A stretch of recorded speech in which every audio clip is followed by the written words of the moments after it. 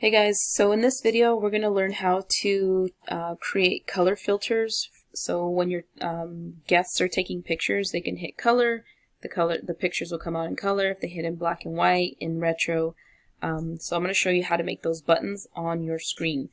If you do not know how to make your basic screen, we do have a video on that. It's customizing your screen. Go ahead and look in our playlist and you'll be able to find it there if you don't know those basic steps. So make sure you get those down before you move into this. Alright, so how to make a colored filter for Darkroom screen. Number 1, open Darkroom. 2, go to Screens. Then you're going to go to Edit. So let's say, for instance, this is the screen that you're going to be using. I do have them here. Actually, before I get into that, let me show you what it looks like first and what these filters do. So right now, let's see, you'll see a pink background. If I hit black and white, it changes it to black and white. If I hit color, it will go to color, and it gives the customer the option to see the different backgrounds and see the different filters before they actually take a picture. Alright, so I'm going to exit out of this, and we're going to jump into how to make that. So remember, click Settings, Screens, Edit, and you can use your pre-made button. Like, let's say, for instance, there's a pre-made button. There's 2 ways to do this. You would click on a button that you'd like. Let's say, for instance, you like that shape. We hit Edit, Duplicate, and you could see that it created a exact image, exact replica of that button. Now I want to have this as a retro filter, so I'm going to double click it. And if you go down here to Booth Command, you're going to change that, Edit. We're going to change that command to, scroll up, Retro Filter. And we do want to give them the option to preview it before they decide on taking the picture with that filter. So we have to make sure that this is checked off. Color Scheme Toggle.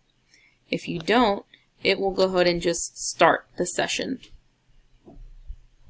and it won't give the customer the option to preview it. So we're going to give them the option and hit OK. Now if I hit OK, you can see that it still says start, so that's another step that we have to do. So you would go here to text and label that retro. Hit OK. And I'm going to go ahead and put this with the rest. If I want to change the color, same thing, come over here. You can change it to white if you wanted to. But we're going to hit undo and leave it like that.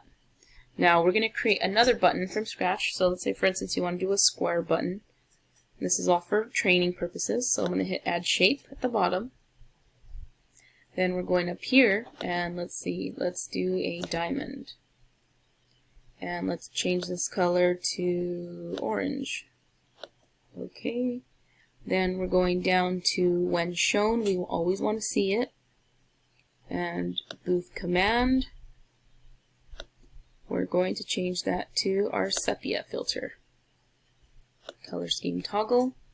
Okay. We go to text, sepia. Hit OK, and there it is. You can customize the size, throw that up there. And now let's see what it looks like. Let's hit Save. Start booth. Okay.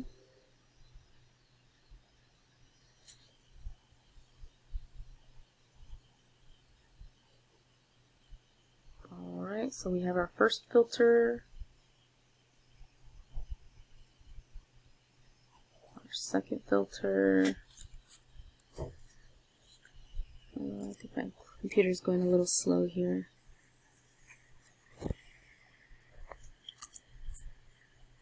Yep.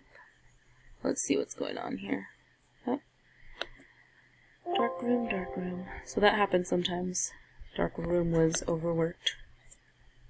We'll go back into Darkroom, and because we saved it, it should be in there. I am running on the trial version for these tutorials. I'm going to hit Start Booth. Okay, that's fine.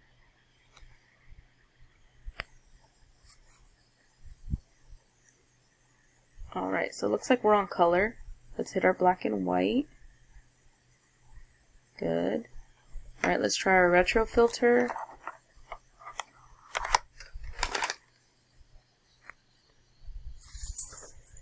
And I think something's going on with my computer. But, oh, there you go. Let me exit out of here. So pretty much every time you click on one, that's how you create a button. You have each command with the text. Just make sure you guys are always doing that when you're creating your screens. And remember, settings, screens, and then you can add in your color filters. If you have any other questions regarding this, go ahead and put it on the comments below. If this helped you out, we'd appreciate a thumbs up. And that's it. I hope you guys enjoyed the video.